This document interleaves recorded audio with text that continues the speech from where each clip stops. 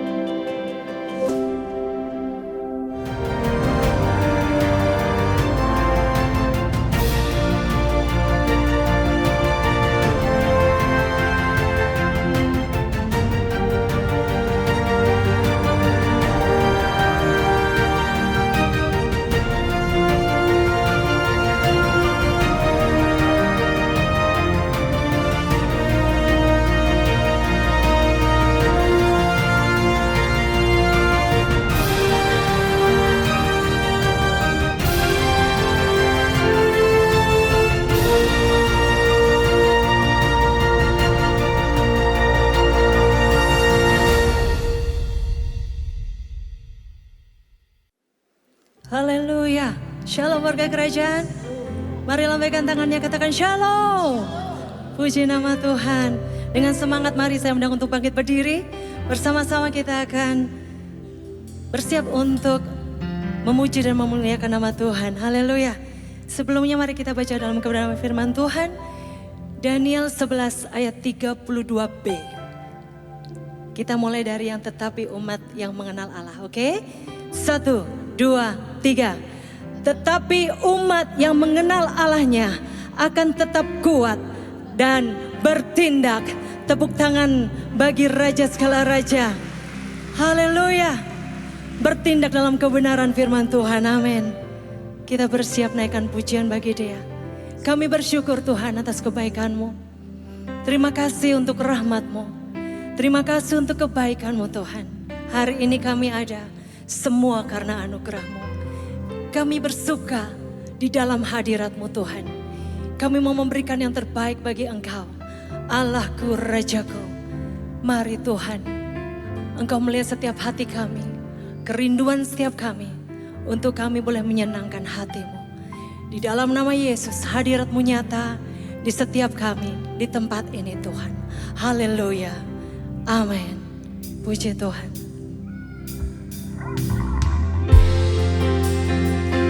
Bapak Ibu boleh silakan duduk kembali.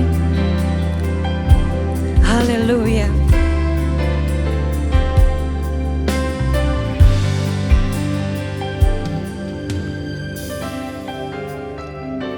Terima kasih Yesus.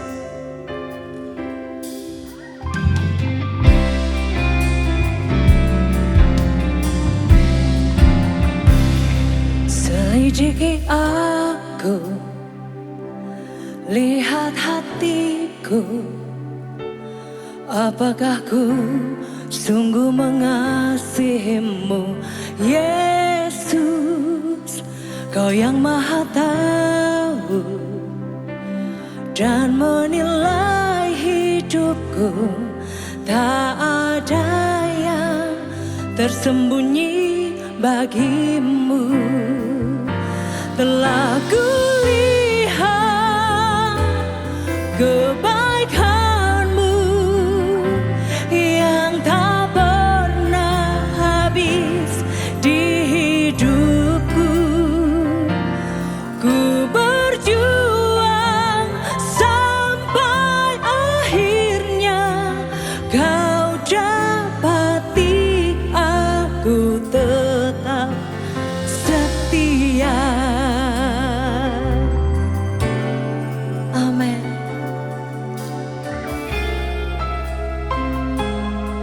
Terima kasih Tuhan. Bagi aku, lihat hatiku, apakah ku sungguh mengasihimu, Yesus, kau yang maha tahu dan menilai hidupku. Tak ada yang tersembunyi bagimu. Telah kulihat kebaikanmu yang tak pernah habis di hidupku. Ku berjuang sampai akhirnya kau dapati aku tetap setia.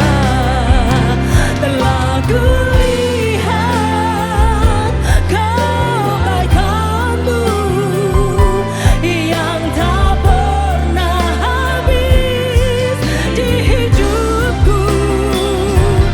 Ku berjuang sampai akhirnya kau dapati aku tetap setia. Inilah setiap kami Tuhan. Kami rindu Tuhan, Engkau menyelidiki setiap hati kami. Ku mau tetap setia Tuhan. Amin.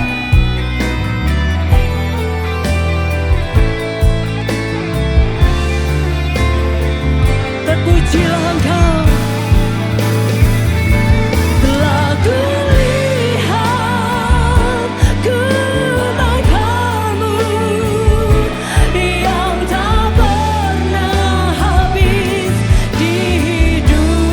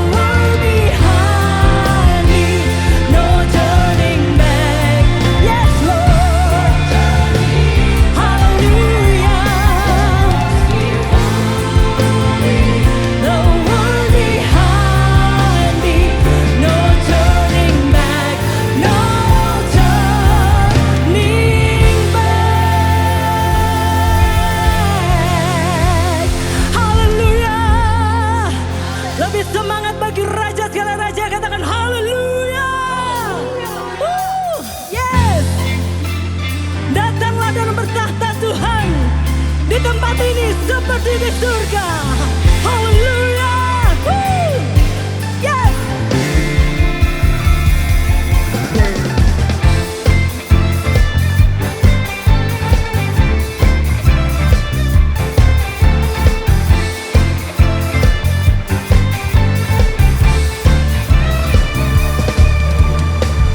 Pelukis cakrawala merangkai jagat raya, pencipta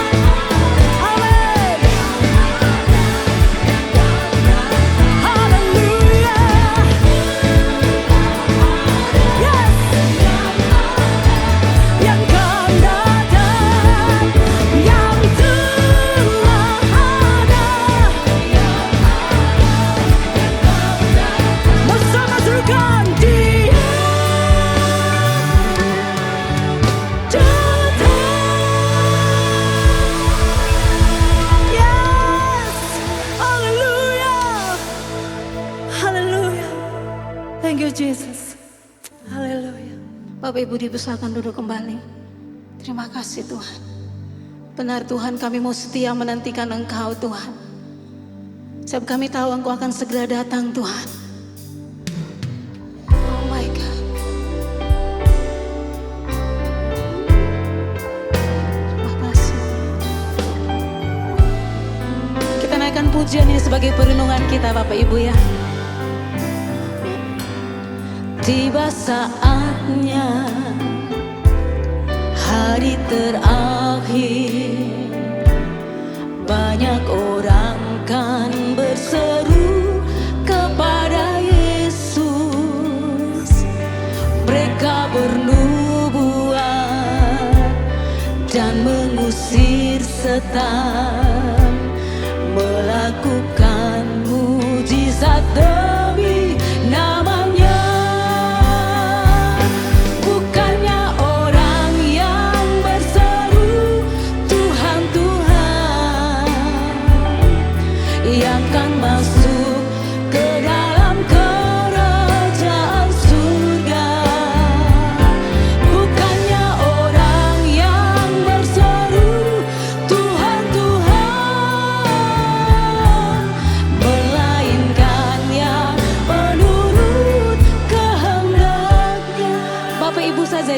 Ini tiba saatnya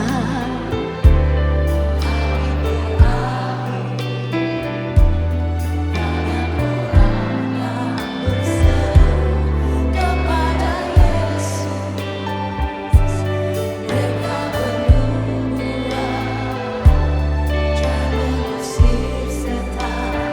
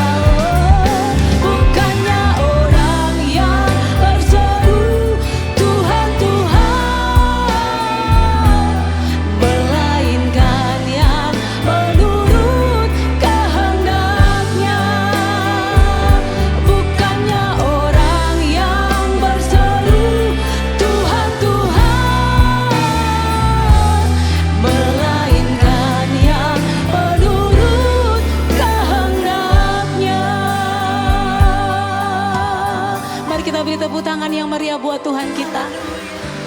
Biarlah pujian ini Tuhan merupakan perenungan bagi setiap kami, supaya kami tetap setia hidup dalam kekudusan, takut akan Engkau, menantikan Engkau datang yang kedua kali. Terima kasih Tuhan Yesus. Haleluya. Amin.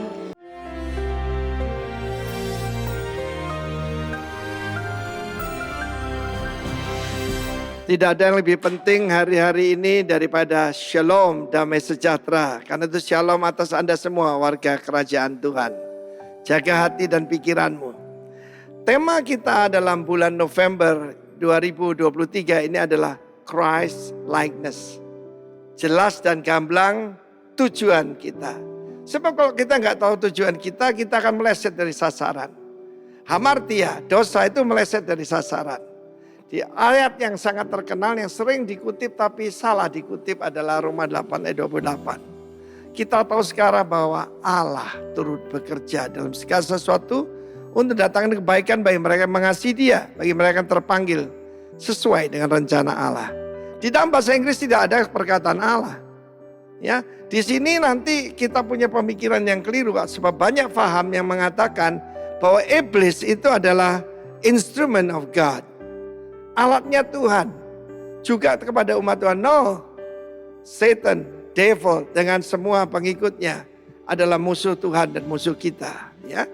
Dan di sini disebutkan rencana Allah for His purpose.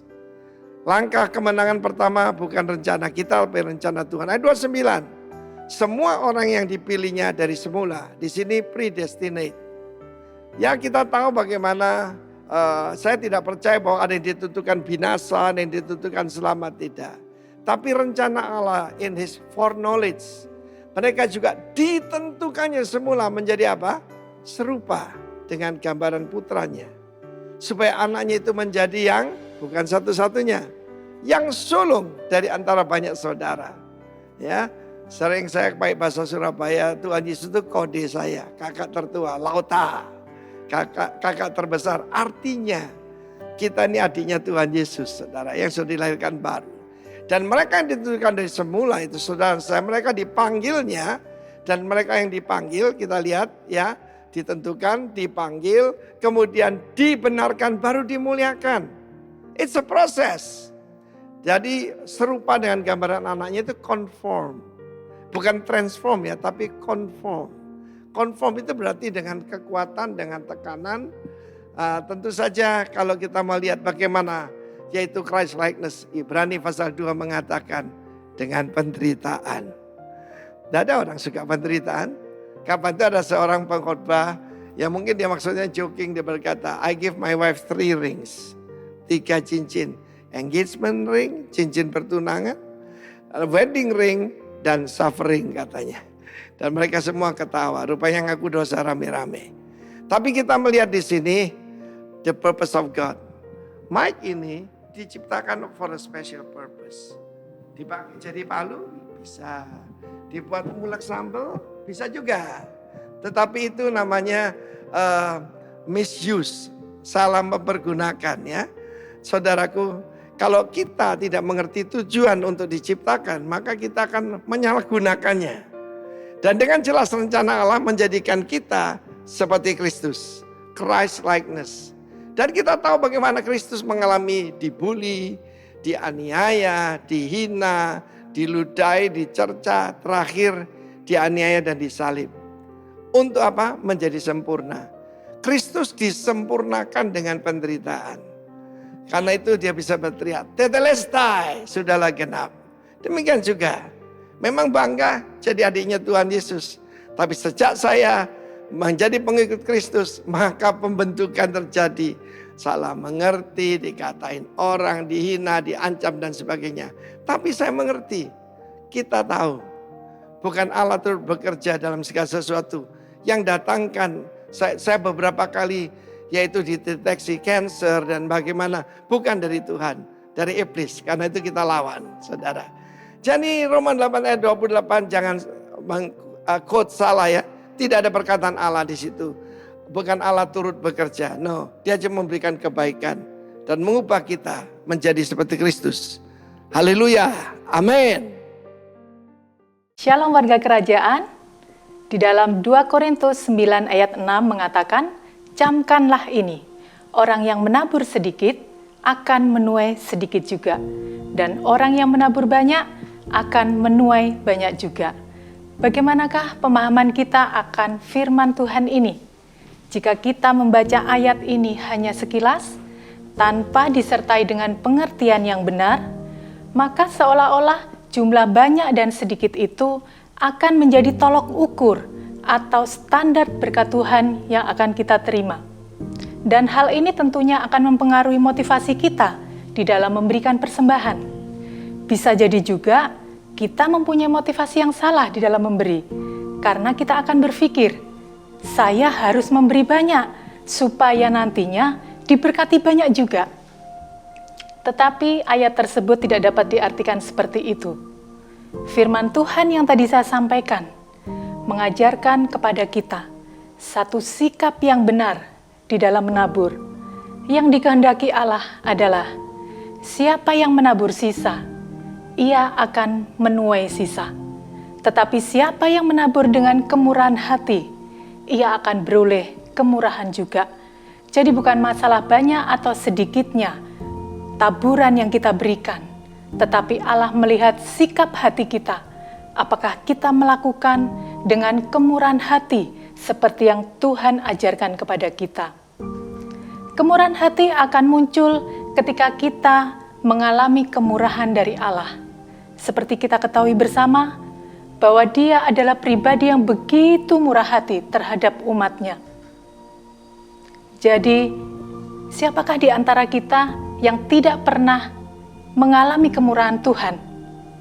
Nafas kehidupan yang kita nikmati saat ini pun merupakan bukti kemurahan Tuhan yang dilimpahkan atas setiap kita. Jadi kalau Allah yang kita sembah adalah Allah yang begitu murah hati terhadap anak-anaknya, akankah kita akan tinggal diam?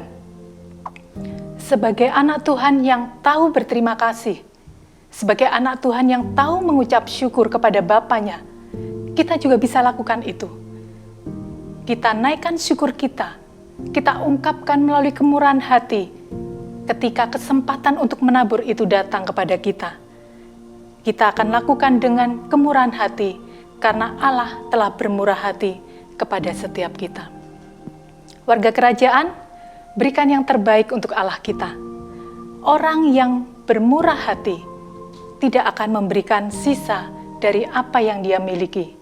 Tetapi orang yang bermurah hati akan mempersiapkan taburan yang terbaik karena itu merupakan persembahan bagi Allah kita. Mari kita berdoa. Terima kasih Tuhan Yesus yang baik, buat berkat-berkat-Mu, buat kasih setiamu, buat kemurahan-Mu dan kebaikan-Mu yang Tuhan sudah nyatakan pada kehidupan kami. Kalau saat ini kami diberikan kesempatan untuk menabur, kami mau lakukan dengan kemurahan hati kami. Kami mau berikan yang terbaik, karena Allah sudah memberikan teladan kepada kami. Engkau telah bermurah hati terlebih dahulu kepada setiap kami. Terpujilah nama-Mu, di dalam nama Tuhan Yesus, kami mengucap syukur dan berdoa. Amin. Selamat menabur, Tuhan Yesus memberkati. Amin. Masa depan kita begitu cerah kalau lihat anak-anak kita tadi. Sekali Yesus, tetap Yesus. Berapa banyak daripada Anda membawa Alkitab? Saya tidak tanya Alkitab atau HP. Yang bawa Alkitab angkat Alkitabnya. Ada ya? Waduh, ibu perlu dikasih bonus. Mike Johnson,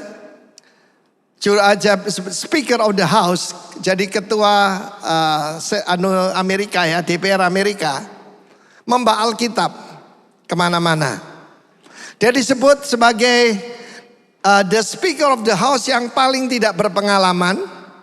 Dan dia memulainya dengan doa. Langsung saudaraku dimusuhi oleh God haters. Dan kebanyakan mereka KTP-nya Kristen. Coba saudaraku. Ini zaman tidak sama dengan yang biasa. Ini this is just unusual. Oke, 2 minggu yang lalu ada seorang pembicara hebat di sini, Dr. Philip Lin. Dia dokter juga dan juga seorang gembala. Dan dia menyampaikan satu kisah tentang Tilly Smith. Ada seorang gadis kecil berusia 10 tahun. Saudaraku sedang berlibur bersama orang tuanya dan saudaranya di Meko Beach di Thailand. Dan pada satu ketika dia melihat laut itu mundur ke belakang, dia ingat pelajaran ilmu bumi yang baru beberapa minggu yang lalu diajarkan gurunya, bahwa itu akan terjadi tsunami. Dia berkata, Daddy, suruh semua orang keluar dari pantai, mereka semua akan mati, akan ada tsunami.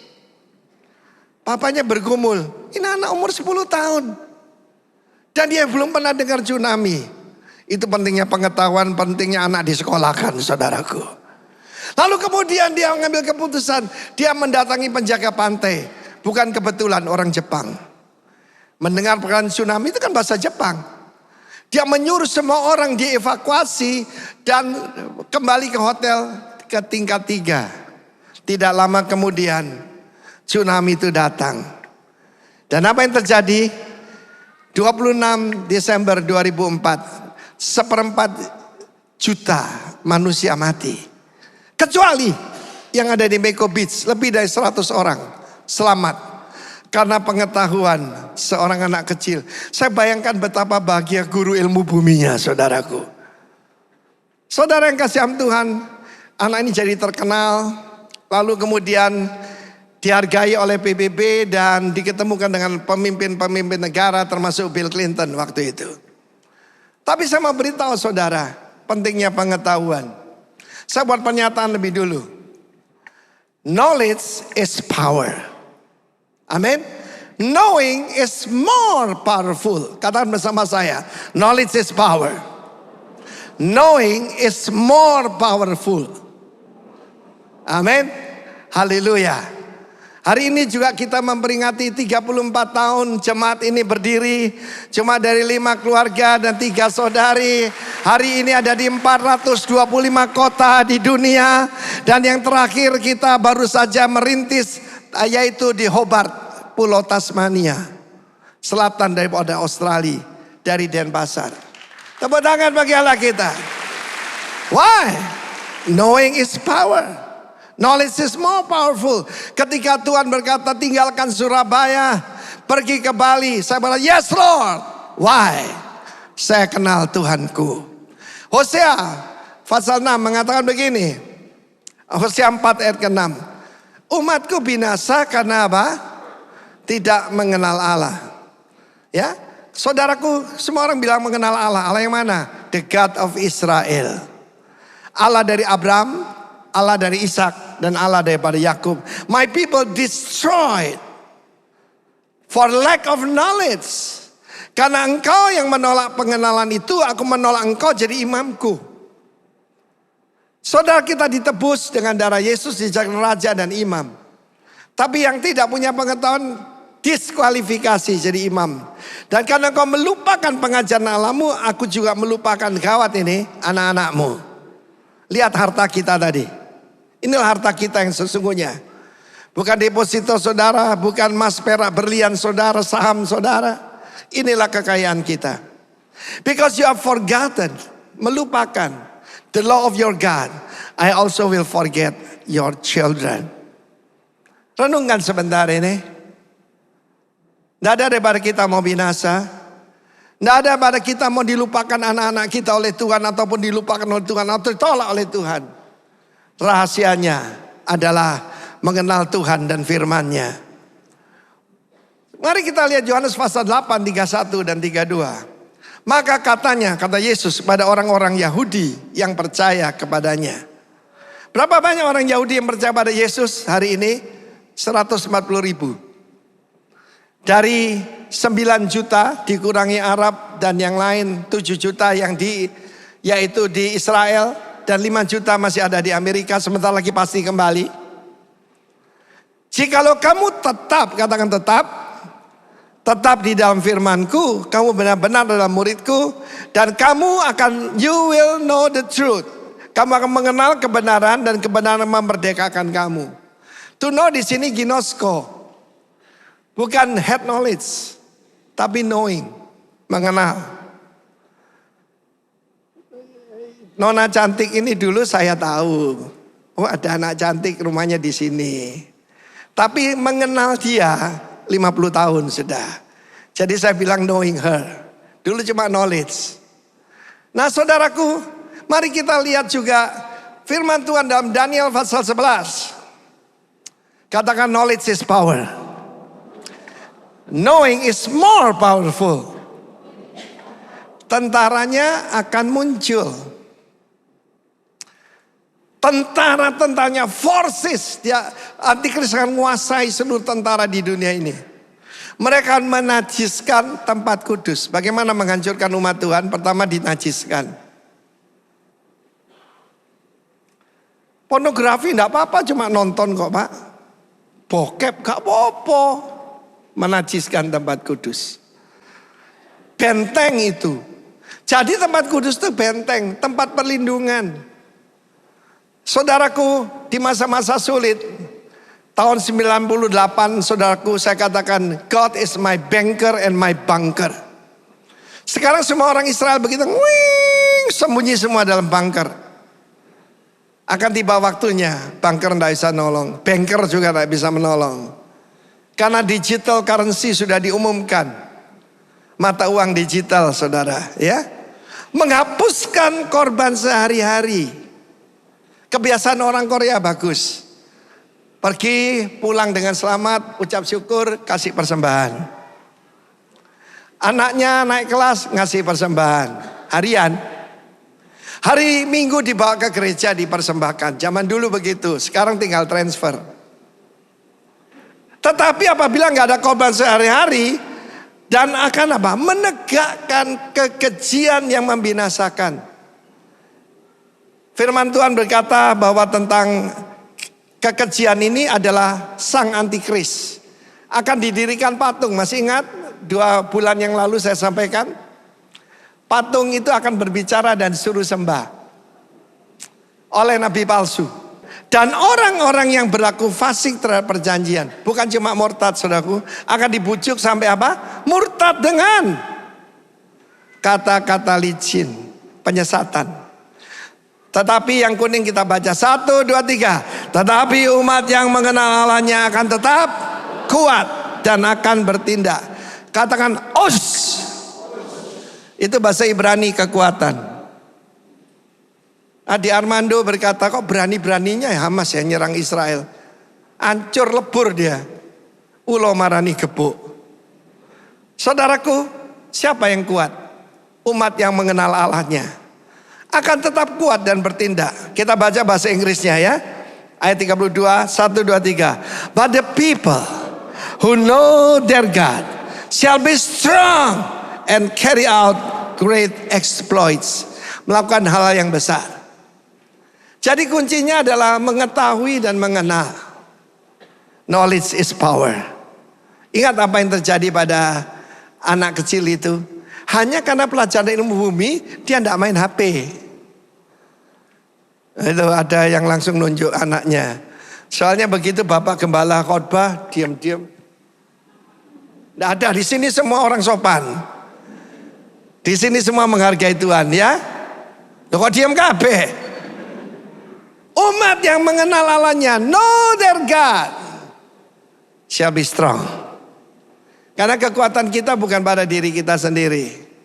Saudaraku, kita akan mempelajari tentang akhir zaman. Hari-hari ini saya akan bicara akhir zaman supaya apa? Bayangkan ada orang Kristen loh, bahkan melayani Tuhan. Pak, apa yang sedang terjadi di dunia? Saya jengkel, saya niru Tuhan Yesus. Tidakkah kamu baca? Ketika 26 Desember 2004 tsunami terjadi, mengerikan sekali saudaraku, di Aceh dan juga di Nias. Gubernur Sumatera Utara Rudolf Pardede tanya pada pendeta Bambang Yonan, apa semua ini yang terjadi? Loh Pak, semua sudah tertulis dalam Alkitab. Kalau orang mengenal firman Tuhan, tidak akan goncang, tidak akan ketakutan. Tetapi ini tanda kedatangan Tuhan Yesus tidak lama lagi. Tepuk tangan bagi Allah kita. Yes. Berapa sini mau hidup berkemenangan? Angkat tangan. Tak kasih resepnya. Mau? Resepnya hari ini. Lukas pasal 21 ayat 1 sampai 4. Ketika Yesus mengangkat mukanya, anablepo, artinya memperhatikan. Ia melihat apa? Orang-orang kaya memasukkan persembahan ke dalam peti persembahan. Ia melihat juga seorang janda miskin memasukkan 2 peser ke dalam peti itu. Lalu ia berkata, aku berkata kepadamu, sesungguhnya janda miskin ini memberi lebih banyak daripada semua orang itu. Ayat 4. Sebab mereka semua memberi persembahannya dari kelimpahannya. Tapi janda ini memberi dari kekurangannya. Bahkan dia memberi seluruh nafkahnya. Ya, firman Allah berkata, bagaimana all the livelihood that she had, seluruh penghidupannya. Jadi rupanya ada hubungan kehidupan dengan penghidupan. Saudara, kenapa ada ayat ini? Pak, kan mau khotbah akhir zaman.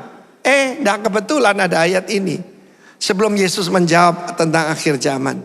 Ini pelajaran penting. Saudaraku yang kasihan Tuhan, dalam Matius pasal 6 dijelaskan, kamu tidak bisa menyembah kepada 2 Tuhan. Engkau tidak bisa menyembah kepada Allah, Elohim, dan kepada Mammon. Di dalam Injil Lukas disebutkan the unrighteous mammon. Mammon yang tidak benar. Saya yang diterjemahkan yang tidak jujur. Tidak benar ya tentu tidak jujur. Saudaraku, tidak jujur pasti tidak benar. Ya saudaraku, ini bukan orang baik, orang jahat, tapi orang benar ataupun orang tidak benar. Apabila matamu baik, baiklah seluruh tubuh. Mata jahat dalam Alkitab adalah mata tamak. Mata tamak itu saudaraku dengan mata kikir itu sama. Penyakit mata, pandangan hidup itu penting. Firman Allah mengatakan orang yang masih menyembah Mammon akan hidup penuh kekhawatiran. Di mana saya dengar gerd. Masalah lambung, itu masalah kekhawatiran saudara. Jangan khawatir tentang hidupmu. Lihat burung di udara. Tidak punya pabrik, tidak punya toko, dipelihara Tuhan. Kamu lihat bunga di pinggir jalan, didandani Tuhan. Bahkan Salomo dengan segala kemegahannya tidak didandani sebagus bunga di pinggir jalan. Saudaraku mau hidup berkemenangan? Dijelaskan roh jahat paling berbahaya akhir zaman, Mammon. Mammon adalah kekayaan. Ada pilihan hari ini. Saya mau tanya, berapa banyak saudara ingin sukses, berhasil? Angkat tangan. Yang mau berhasil, angkat tangan. Oke. Siapa ingin berbuah? Angkat tangan. Yang tadi jangan angkat tangan. Itu dualisme. Hidup adalah pilihan, berhasil atau berbuah. Orang kaya itu disebut sukses. Konglomerat. Kalau janda miskin, kolong melarat. Tapi di mata Tuhan, wanita ini punya kekayaan yang lebih dari semua yang lain. Dia punya apa? Iman. Saya membayangkan, kalau khotbah itu mesti dibayangkan. Saya bayangkan khotbah hari itu di Bait Allah. Atau mungkin Yesus sendiri yang mengajar. Yaitu tentang apa? Tentang janda di Sarfat. Inilah zaman Elia. Amin. Beritakanlah firman Tuhan. Elia pada zaman kelaparan itu, di mana orang percaya dianiaya, hamba-hamba Tuhan dibunuh, seperti saat-saat ini. Maka diutus Tuhan kepada seorang janda sangat miskin, yang kerjanya mengambil kayu untuk membuat makanan terakhir. Makanan terakhir sebelum dia mati. Pada saat itu Elia berkata begini, buat lebih dulu buat aku sebuah roti bundar kecil. Roti bundar kecil apa ya? Pia saudaraku. Dan baru untuk engkau dan anakmu, buat lebih dulu untuk aku. Ini gambaran persepuluhan saudara. Dan demikianlah firman Tuhan, bahwa wadah ini tidak akan berhenti mengeluarkan tepung, dan botol ini tidak berhenti mengeluarkan minyak sampai musim kelaparan lewat. 3,5 tahun. Sebelumnya dia itu dipelihara oleh Tuhan di tepi sungai Kerit, dan dikirim hamburger lewat burung gagak. Burung gagak itu saudaraku, burung najis dan rakus. Tapi dia bisa loh menahan diri untuk memberi kepada hamba Tuhan. Dan saudara mungkin ibu kecil ini, ibu janda miskin ini percaya kepada Allah Israel yang dia sembah. Semuanya kan orang Yahudi ya. Cuma yang hebat-hebat itu memberi sebagian. Wanita ini memberikan seluruhnya, 100%. Jadi ukurannya itu bukan jumlah. Ukurannya 100%. Dan dia memberikan seluruhnya. Saya pernah mengalami suatu vision yang ataupun satu pengalaman saya tidak pernah lupakan. Saudaraku, satu hari kita akan membangun gedung gereja di Nginden. Waktu itu kita masih di Surabaya. Disediakan sebuah meja ditutup kain putih. Dan ditantang persembahan.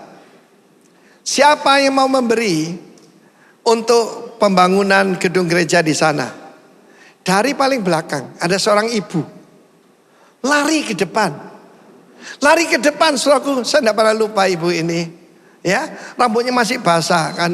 Emak-emak ya, jadi tidak dibelo, saudaraku. Rambutnya kewer-kewer begitu, saudara. Kewer-kewer. Sampai ke depan dia buka tasnya, dia curahkan isinya, sampai uang-uang kecil linding-linding sampai jatuh, saudaraku. Dia kosongkan 100%. Tidak tahu pulang dia naik apa, saudara. Ibu itu Ibu Lena, seorang hamba Tuhan sederhana. Ibu Lena ini, kalau ngomong malaikat aja molekat, saudaraku. Talenta itu tolenta. Tapi saya mau ceritakan saudara. Beberapa tahun kemudian saya khotbah di tempat dia. Dulu persekutuan kecil di kampung.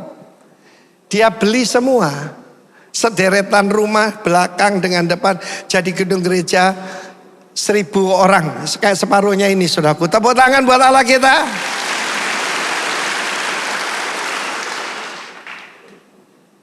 Tuhan itu menghargai iman.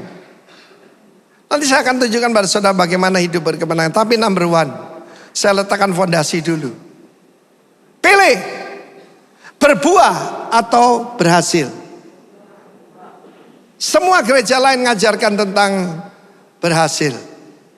Ketika Tuhan memberkati Adam dan Hawa, dia tidak berkata berhasillah.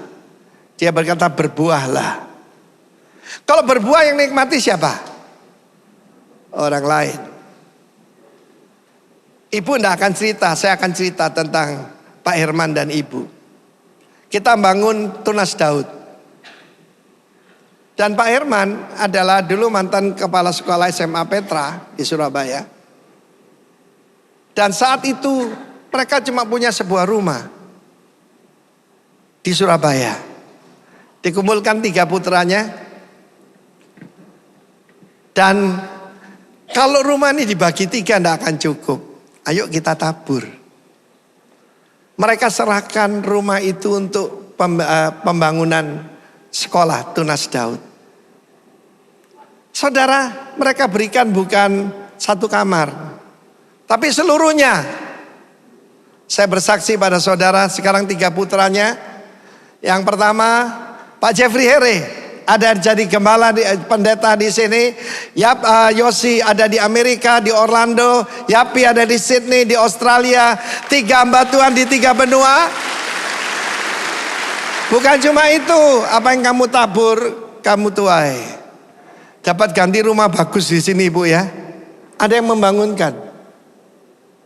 Loh kok diem, saudaraku? Katakan haleluya. Knowledge is power. Kenapa Pak Herman yang tubuhnya lemah, asma, bisa punya iman seperti itu? Dia kenal Tuhannya. Dia tahu janji Tuhan. Kalau disimpan habis, dibagi tidak cukup, ditabur lipat ganda. Kapan itu pendeta Krismanu sama punya 1 rumah di sini, dikasihkan Yosi gitu aja. Terinspirasi oleh bapaknya Yosi. Saya mau beritahu saudara, ketika Yesus mengangkat mukanya, dia melihat Anda dan saya. Dengan saudara yang kekasih dalam Tuhan, cara menghadapi supaya tidak dikuasai oleh New World Order, tatanan dunia baru adalah caranya ini. Tidak lagi menyembah mamon, bukan cari sukses, tapi cari berbuah. Kalau cari berbuah, mana ada pohon makan buahnya sendiri? Masak jeruk makan jeruk? Ya kan? Kan tidak ada. Yang nikmati siapa? Orang lain, saudaraku. Bagaimana kehidupan saudara saya? Kata kalau Yesus mengangkat mukanya, dia melihat kepada Anda dan saya. Saya mau bersaksi kepada Anda. Paling banyak diserang sekarang adalah tentang persembahan, tentang persepuluhan. Supaya Anda tidak makmur. Supaya Anda tidak jadi berkat buat banyak orang. Siapa di sini mau jadi berkat buat banyak orang? Tepuk tangan bagi Allah kita. Oke, sekarang saya tes. Siapa di sini cuma mau sukses, angkat tangan. Kalau ada angkat tangan tak baptis mana? Tapi siapa di sini mau berbuah jadi berkat? Tepuk tangan, angkat kedua tanganmu, berikan tepuk tangan meriah bagi Tuhan. Yes. Nah, disebutkan tentang janda miskin itu anaknya jadi apa? Tapi pasti. Ada kejadian dalam 2 Raja-Raja pasal keempat. Ada seseorang ibu yang memberikan tempat tinggal buat hamba Tuhan dan anaknya jadi nabi. Obadiah. Oke, mari kita lihat sekarang kenapa kita tidak perlu khawatir. Karena kita punya firman Tuhan. Kita tahu apa yang akan terjadi. Kenapa saya percaya Alkitab ini firman Tuhan? Isinya nubuatan yang sangat precise.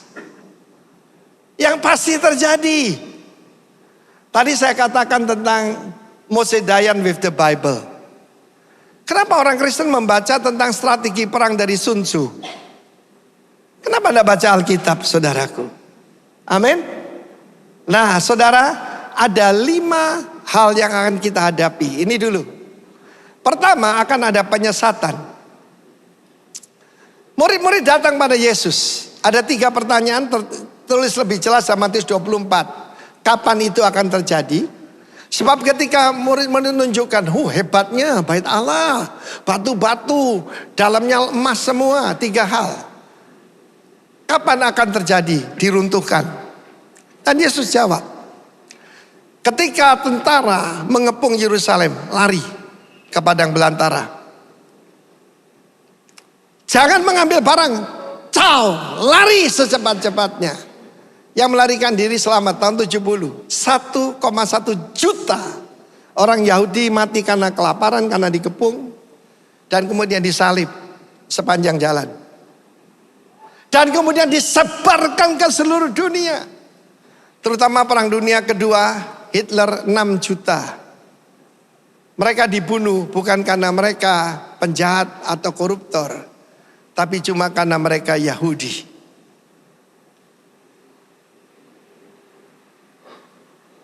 Kamu akan dibenci semua orang.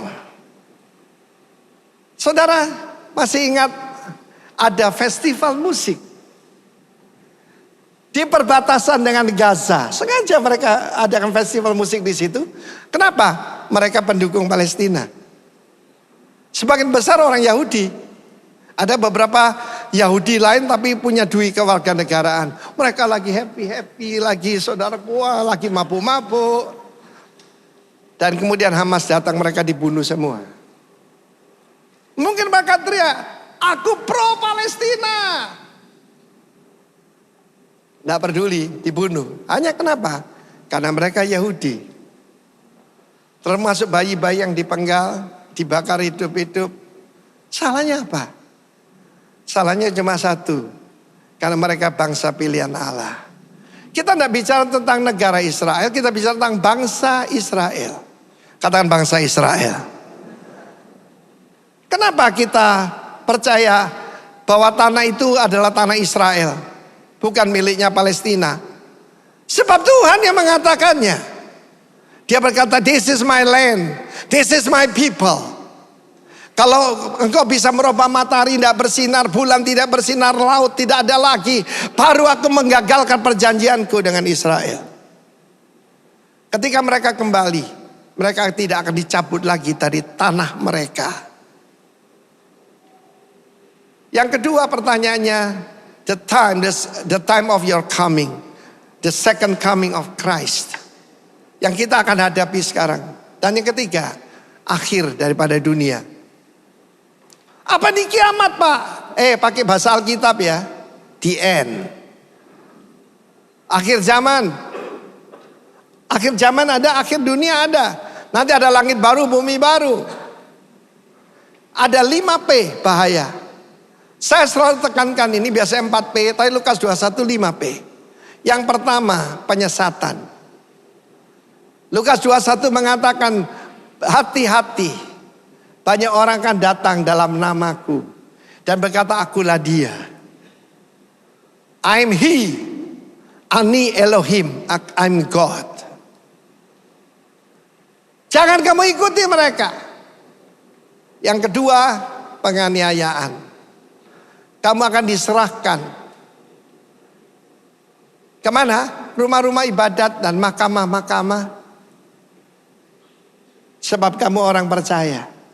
Dia berkata murid-muridnya, itu Yahudi yang percaya Yesus. Murid-murid Yesus. Pada waktu itu jangan kamu pikirkan pembelaanmu. Sebab aku sendiri, I will give you a mouth and wisdom. Memberikan mulut untuk berkata dan hikmat. Bisa tampilkan nanti Lukas 21. Yang ketiga menyedihkan, pemurtatan. Ya, pemurtatan, Lukas 21. Pengkhianatan, bapak menyerahkan anak, saudara menyerahkan saudara. Saudara, Yudas sudah digantung, tapi the spirit of Judas, saya tidak bilang arwahnya. Spirit daripada pengkhianat itu ada di mana-mana. Saya tidak tahu apa ada di tengah-tengah kita, kalau ada bertobat. Amin. Selalu penyusup itu ada, saudara. Selalu. Ingat saudaraku, yang saya sampaikan awal bulan ini. WEF, World Economic Forum. Ya adalah cikal bakal daripada New World Order. Setiap tahun ada pertemuan di Davos, di Swiss. Mengatakan yang termasuk cult, yang termasuk sekte, yang termasuk sesat, yang harus dihindari, cirinya 3. Percaya kesembuhan ilahi. Yang kedua, percaya Injil kemakmuran, prosperity gospel. Dan yang ketiga, speak in tongues. Dan itu saudara dan saya. Berapa banyak saudara percaya bahwa mujizat masih berlangsung? Yang percaya angkat tangan. Berikan tepuk tangan bagi Tuhan. Saya baru kembali dari Singapura. Yang tahu cuma beberapa orang saja. Dan dokter mengatakan, Pak, 5 tahun yang lalu diperiksa ada polip, ada tumbuhan di ususnya Bapak. Dan kalau itu dibiarkan, bisa jadi tumor, bisa jadi kanker. Tapi saudaraku, istri saya setiap malam berdoa, perut saya ditumpangi, saudaraku. Dihancurkan tumor-tumor. Istri saya yang lembut ini muridnya Ibu Christine. Jadi kalau doa itu hancur gitu saudaraku. Tapi yang dihancurkan iblis. Puji Tuhan, kemarin malam saya terima berita daripada laboratorium bahwa tidak ada keganasan. Tepuk tangan bagi Allah kita.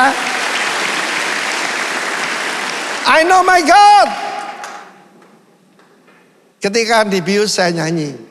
You are the God that healed me. You are the Lord my healer.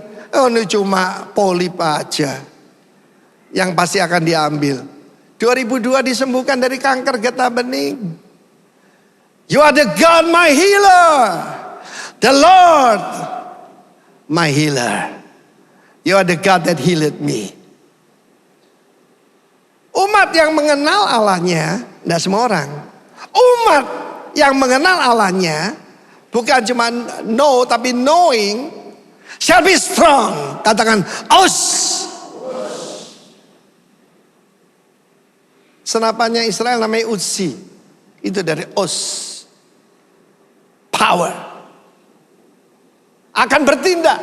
Kenapa ibu kecil ini bertindak? Dia serahkan semua. He know his God. She know his God. Dia mengenal Allahnya. Dan seperti saya percaya Tuhan memelihara dia secara ajaib. Ada seorang ibu, suaminya kontraktor, bangkrut. Dan itu tahun 86 kita sedang membangun suatu tempat persekutuan di Surabaya. Dia datang saudaraku dan memberikan hartanya terakhir kepada saya untuk pembangunan. 10 gram emas. Ini pikiran Timotius ini. Saya bilang, ibu, kan saya mesti kasih ibu, kok ibu kasih saya? Saya dikuliahi. Loh bapak kan bilang, in time of need don't eat your seed. Di dalam kamu kekurangan jangan makan benihmu. Ini yang satu saya punya. Bapak terima saja. Aku dikhotbahi saudaraku. Oke. Lalu dia pulang ke Sidoarjo. Di Sidoarjo saudaraku dia tidak punya apa-apa. Saudaranya punya pabrik kerupuk kecil. Saudara, apa yang terjadi? Ada sisa potongan. Dia dapat ide. Dipotong di model finger gitu, kecil-kecil gitu. Dipasarkan sampai Denpasar. Saudara, Tuhan memberkati mereka luar biasa dan dipulihkan keadaannya. Tepuk tangan. Kenapa saudaraku dia bertindak? She know his God. Saudara, bahaya yang keempat adalah yaitu pengkhianatan. Dan yang kelima itu pesta pora. Mari kita baca beberapa ayat tentang pemurtatan dulu. Silakan dalam Lukas 21. Sudah lama saya tidak pakai ini, saya cuma pakai di rumah. Ini model kuno saudara ya. Dalam Lukas pasal 21 dikatakan,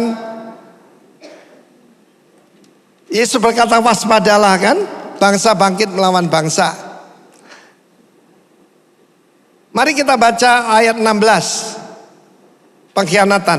Dan kamu akan diserahkan juga oleh orang tuamu, aduh serem, saudara-saudaramu, kaum keluargamu dan sahabat-sahabatmu, dan beberapa orang di antara kamu akan dibunuh. Dan kamu dibenci semua orang oleh karena namaku. Tetapi tidak selai pun dari rambut kepalamu akan hilang. Kalau kamu tetap bertahan, kamu memperoleh hidupmu. Ayat 19. By your patience possess your soul. Apa yang kita perlukan dalam akhir zaman ini? Ketekunan.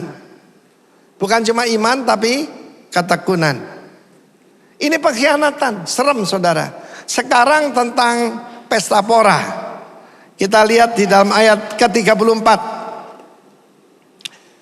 Jadi kalau ketika Tuhan berkata, ketika ada gempa bumi yang hebat, ada perang, ada deru perang, ada kelaparan, angkatlah kepalamu, sebab keselamatanmu sudah lebih dekat. Coba semua angkat kepala. Lihat ke atas. Kalau lihat ke atas bisa ada yang lihat yang di bawah, tidak kelihatan. Kolose 3 berkata, carilah perkara yang di mana? Di mana Kristus bertakhta, di sebelah kanan Allah. Amin. Sebab semua yang kelihatan bisa hilang. Bait Allah aja hancur. Bait Allahnya Tuhan sekarang saudara dan saya. Bait Allah rohani. Ayat 34. Jagalah tetanggamu. Apa kekurangan orang Indonesia? Saya tanya orang-orang yang di luar negeri, kenapa kamu tidak datang ke gereja-gereja Indonesia? You know Pak Arifin, Indonesian like us, super kepo katanya. Bukan kepo saudara, super kepo saudaraku. Selalu peduli orang lain. Ya toh? Ingin tahu aja urusannya orang, heran ya. Alkitab mengatakan itu busybody. Jagalah dirimu. Supaya hatimu jangan syarat oleh pesta pora dan kemabukan, seperti kepentingan duniawi, cares of this life, supaya hari Tuhan nih, jangan tiba-tiba jatuh ke atas dirimu seperti suatu jerat. Jaga diri. Jadi pertama waspada. Semua begini. Angkatlah kepalamu. Amin. Jangan khawatir, jangan takut, dan jaga dirimu. Saya ngajarkan hal-hal yang sederhana. Pertama jari, apa itu?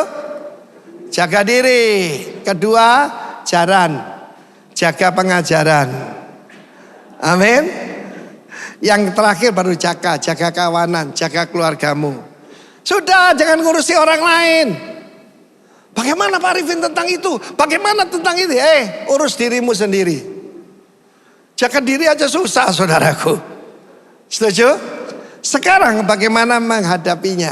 Ibrani pasal 11. Mulai ayat 23. Kita belajar dari seorang beriman namanya Musa. Karena iman maka Musa setelah lahir disembunyikan selama 3 bulan oleh orang tuanya, Amran dan Yochebed.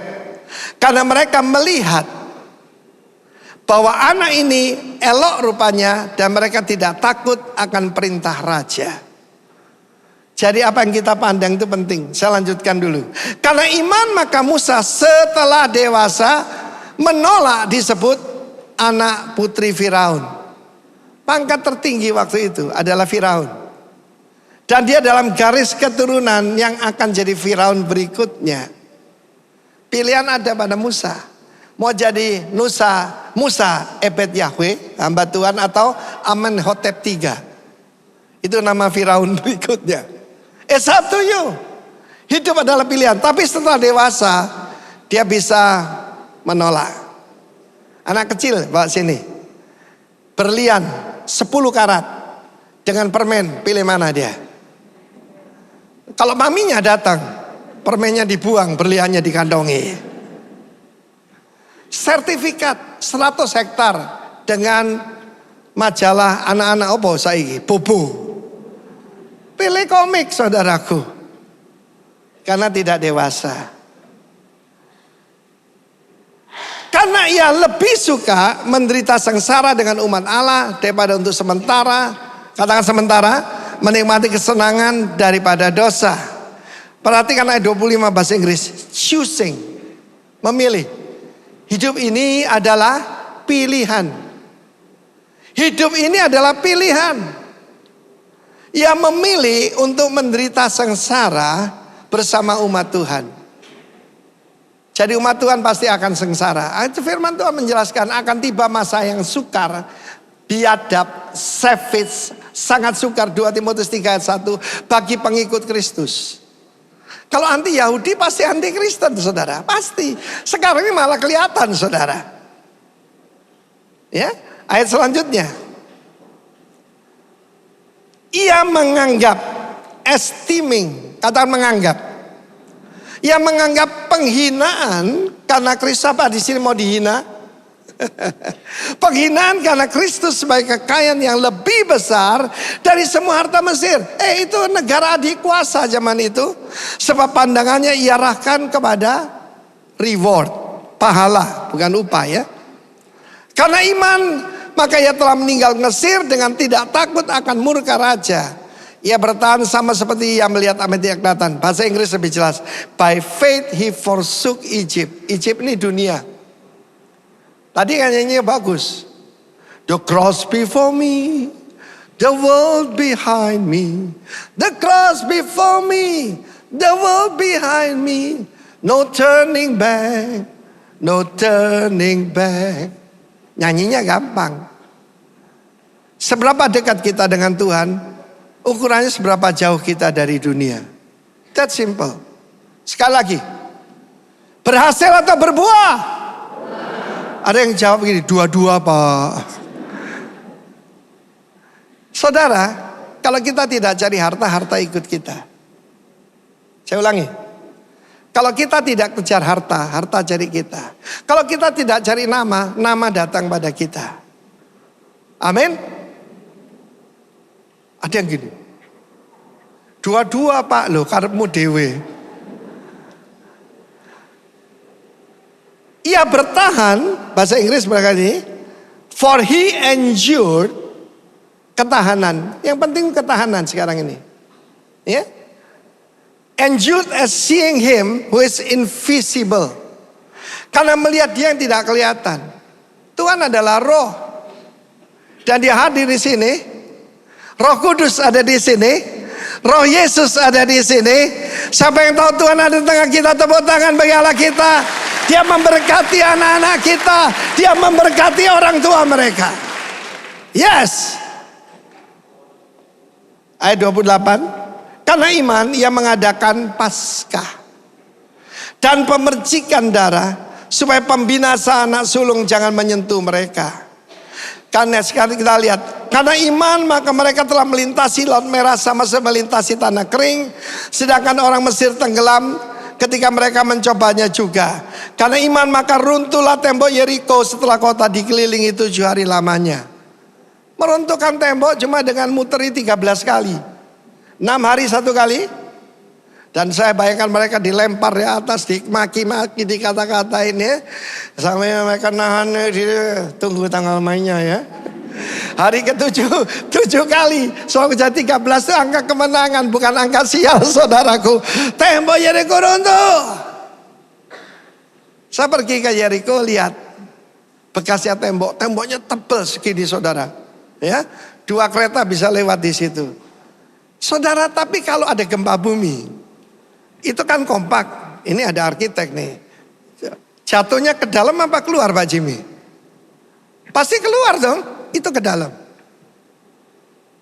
Jadi saya punya kebiasaan kalau saya diancam orang, saya pegang itu ya minuman lah yang dari aluminium tak giniin. Begitu kan? Karena iman. Karena iman dia meninggalkan Mesir dengan tidak takut akan ancaman raja. Satu hari saya diancam, saudara. Ini zaman Orba dulu ya. Saya dipanggil penguasa. Dan penguasa yang bilang gini, kamu itu gila. Aku juga Kristen. Tapi kau itu, masa kau berdoa setiap hari? Cukup seminggu sekali, kau bikin kacau di sini. Ku hancurkan rumah kau. Dia bilang gitu, saudara. Dia sebutkan tanggalnya. Saya bisa apa? Koneksi tidak punya, backing tidak punya. Backing punya. God is my banker and my banker. Apa yang saya lakukan? Saya tidak beritahu semua orang. Aku melayani Tuhan kok diancam. Rumah dan tempat persekutuan kita mau dihancurkan. Sambil minyak urapan, saudara. Itu ada pintu ya. Dalam nama Yesus. Saya urapi gini. Kalau dari sana itu kayak huruf Taf. Huruf terakhir dari Ibrani. Taf itu zaman dulu tulis gambarnya gini. Apa ini? Cross. Ya. Dan saya katakan. Passover. Lewat dalam nama Yesus. Saya bersaksi pada saudara. Hari yang ditentukan datang. Satpol PP. Polisi, tentara. Bawa apa? Alat penghancur. Saudara tahu, tujuannya itu ke tempat saya kan. Tapi seperti mereka dibutakan. Mereka lewat, saudaraku. Saya bersaksi dalam nama Yesus. Mereka lewat. Mereka pergi ke ujung jalan rumah saya. Saya ini datanya ada nih, Duku Kupang Timur Gang 20. Dan di sana ada sebuah apa? Bukan tempat buruh, ini tempat badminton dan saudaraku apa namanya gym. Dihancurkan rata tanah jadi kantor kelurahan sekarang. Loh ini betul, saudara. Saya di mana? Saya ngintip. Loh, jangan tepuk tangan dulu. Saya ngintip dari belakang. Dan Roh Kudus bilang gini, 1000 orang jatuh sebelah kirimu, 10.000 sebelah kananmu. Engkau hanya melihat pembalasan kepada orang-orang fasik. Haleluya! Ketika gedung ini mau dibakar, saya tidak takut. Saya punya pengalaman. Tahun 86. Itu tahun 98 gedung ini selesai. Sudah lebih selesai tahun 99. Saya naik ke atas menara bersama 3 penatua lain. Ibu Kristi di belakang saya ngadap utara. Di sini Pak Franky, di sini Pak Agus. Kita angkat tangan kita dan kita lepaskan damai sejahtera dan kita ikat segala roh antikristus segala macam, saudaraku. Dan Tuhan lindungi kita secara ajaib. Tepuk tangan bagi Allah kita. Orang yang mengenal Allahnya akan tetap kuat dan tetap bertindak. Masih ingat Bu Kristi? Bu Kristi menghadap ke belakang. Apa dayanya kita? Karena itu saudaraku, prayer is powerful. Doa itu bukan ban serep. Doa itu kekuatan Tuhan yang menghancurkan benteng-benteng. Dia mengadakan Paskah dan pemercikan darah.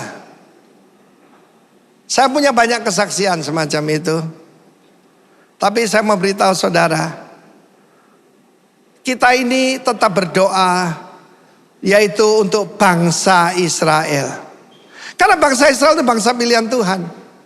Dan dia sebut my land, itu adalah bukan Palestina, namanya Israel, dulu Kanaan. Nama Palestina hanya diberikan oleh Hadrian 185 Masehi sebagai penghinaan, dan bangsa Israel disebarkan seluruh dunia, diasporas. Tapi 14 Mei 1948, dapatkah satu bangsa lahir dalam satu hari? Bisa. Saudara, kalau orang beriman tuh berani, saudara. Saya lihat itu TV One, Monique Rakers, Fakta Israel. Ada yang menunjukkan ini loh mata uang Israel. Ya, sebelum 1948 dia begini, bahas ini. Tulisannya Ibrani, tidak berani dia kasihkan. Tidak berani. Karena ibu kecil ini punya knowledge dan knowing. Sekali lagi, knowledge is power. Knowing is more powerful. Saya berdoa sejak ini saudara akan lebih mempelajari firman Tuhan, terutama akhir zaman, Matius 24, Lukas 21, kitab Daniel, kitab Sakaria, pelajari saudaraku, dan juga Yeskiel 38-39. Saya tunjukkan geopolitik pada saudara. Rusia dengan jelas sudah menentang Israel. Dan baru-baru ini diadakan voting. Karena Jordania mengajukan satu, yaitu usulan bahwa yang harus menghentikan serangan Israel kepada Hamas. Yang setuju 140. Yang tidak setuju 120. Yang tidak setuju 14. Amerika dan beberapa temannya, negara kecil-kecil. Akan tiba saatnya Israel tidak didukung siapapun, tapi dia punya penolong, dia punya penjaga yang tidak terlelap, tidak tertidur. Tepuk tangan bagi Allah kita, saudaraku. Israel mulai sadar, mereka kan belum percaya Tuhan Yesus. Saudara, saya mau tunjukkan satu gambar pada saudara, bahwa iblis akan memberikan kekuatannya kepada antikris, dan antikris memberikan otoritasnya kepada nabi palsu. Satu gambar yang menarik tentang naga yang merah padam dan Mikael. Ketika dibuang ke bumi, Mikael dan tentaranya mengalahkan sepertiga malaikat yang bersama dengan naga ini. Modelnya iblis tidak seperti itu. Dan he's not ugly. Dia begitu cantik, begitu hebat, begitu ganteng. Sebab ciptaan Tuhan yang luar biasa, namanya Lucifer. Tapi ini sekedar menunjukkan kejahatannya. Dan dia akan mengeluarkan, yaitu air bah dari mulutnya. Untuk apa? Membinasakan wanita itu, Israel. Perempuan dengan 12 bintang. Ya, saudaraku, dan juga the man child. Siapa itu? Yesus Kristus dan para pengikutnya. Harapannya adalah pada perjanjian Tuhan, malaikat penjaga Israel, Mikael mengalahkan iblis, dan kita pun akan mengalahkan iblis. Pertama, dengan darah anak domba. Katakan darah anak domba. Kedua, perkataan kesaksian mereka. Dan ketiga, tidak menyayangkan nyawa sampai ke dalam maut. Seperti janda miskin tadi, tidak takut kehilangan nyawa. Klicik. Tetapi di sorga, geleger. Apa yang dianggap hebat oleh manusia, tidak dianggap hebat oleh Tuhan. Tuhan memberkati kita semua. Kata knowledge is power. Knowing is more powerful. Amin. Bukannya orang yang berseru Tuhan, Tuhan, bagi berdiri, yang kan masuk ke dalam kerajaan sorga. Bukannya orang yang berseru Tuhan, Tuhan, melainkan yang menurut kehendaknya. Bukannya orang yang berseru Tuhan, Tuhan, melainkan ke dalam kerajaan surga.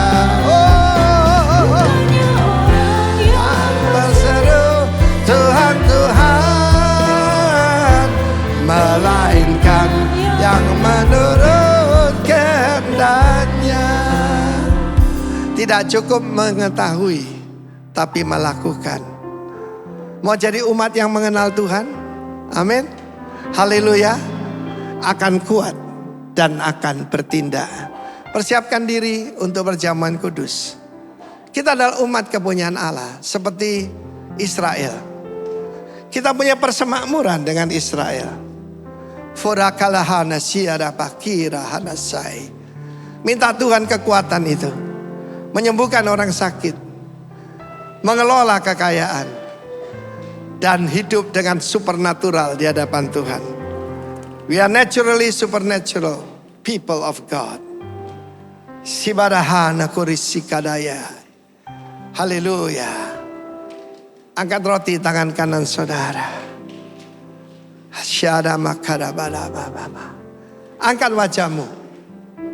Waspadalah. Jagalah dirimu supaya hatimu tidak syarat dengan pesta pora, kemabukan dan kepentingan duniawi. Supaya hari Tuhan itu tidak datang sebagai jerat. Semua ini sudah mulai terjadi saudara. Kalau deru perang berarti jauh dari Israel. Tapi kalau ini di Israel, artinya sebentar lagi ada perang Gog Magog. Lalu yang terakhir ada lagi Gog Magog dari utara dan selatan. Tetapi akan datang dari timur dan barat. Itulah perang Armageddon. Tapi kita tidak perlu takut. Kita bersama dengan Tuhan. Inilah persekutuan kita dengan tubuh Kristus. Kita makan dalam nama Yesus.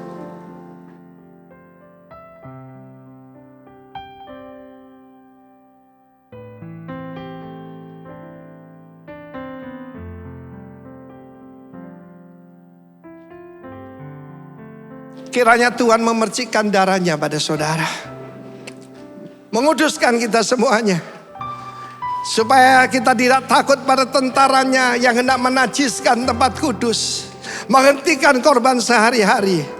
Kita adalah umat pilihan Tuhan. Angkat cawan di tangan kanan saudara.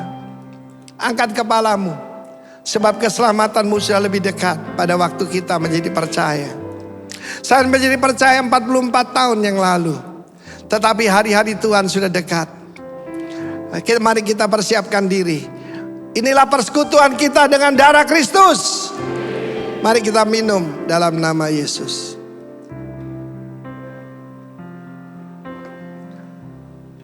Mari angkat tangan ucapkan syukur kepadanya. Oh ya rabasi ya rabakarabarane.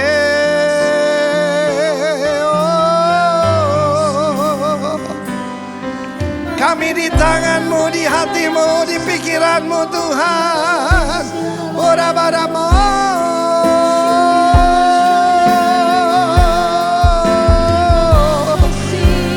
Nyanyilah dalam roh. Kera baraba shandaya raera baranano. Sikiara masande ramarao. Era mara.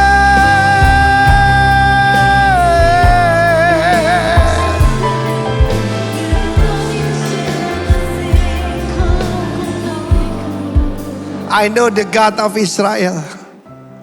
Tetap berdiri. 1986. Pertama kali saya ke Israel. Saya hadir di satu pertemuan dari ICEG. Yaitu saudaraku International Consulate of ya daripada orang Kristen ya. Dan waktu mereka berdoa supaya orang Yahudi yang ada di Rusia untuk kembali. Dan itu terjadi bukan? Apa yang terjadi? Tirai besi terbuka. USSR runtuh saudaraku. 2001 saya dapat kesempatan khotbah di conference besar itu. Dan tahun itu 2001 baru 911. Tidak ada satu orang Amerika datang. Termasuk Yahudi Amerika. Sebab itu Sukot.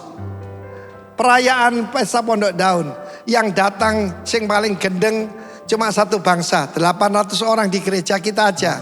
Dari Indonesia saudara. Orang Indonesia paling cinta Tuhan Yesus. Tepuk tangan bagi Allah kita. Dan saya berdoa supaya orang Yahudi di Amerika kembali. Watch my word. Itu 2001. Mungkin tidak terlalu lama. Mungkin dalam bulan-bulan ini mereka perlu kambing hitam untuk menyalakan semua yang terjadi, dan mereka akan kembali. Mereka akan kembali ke negaranya, sebab dianiaya di sana. Semua itu akan terjadi. Ada perkataan yang bersama Roh Kudus itu berkuasa. Sekali lagi kiranya Tuhan memberkati kita semua. Tepuk tangan sekali lagi buat Tuhan. Silakan duduk. Saatnya buat bertindak. Angkat tangan saudara. Tuhan memberkati engkau serta melindungi engkau. Tuhan menyinari engkau dengan wajahnya dan memberikan kasih karunia. Tuhan menghadapkan wajahnya kepadamu dan memberikan engkau damai sejahtera, hikmat, kekuatan, dan engkau akan mengenal Allahmu dan engkau akan tetap bertindak. Dalam nama Tuhan Yesus yang percaya diberkati, katakan amin.